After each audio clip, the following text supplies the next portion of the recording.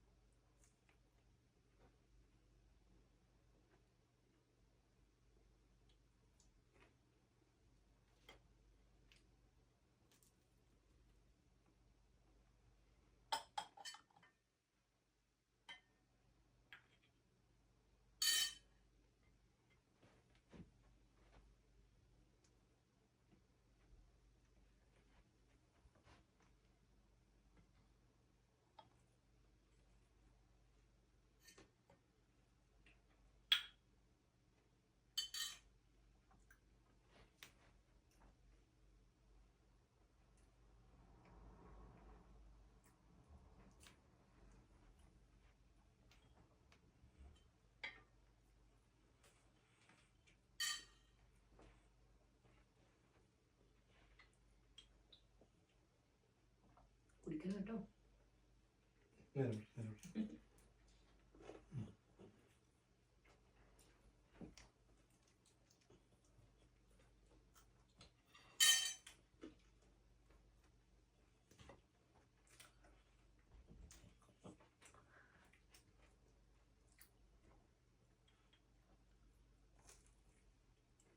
അങ്ങനെ നമ്മുടെ പെസഹ മുത്തുകുട്ട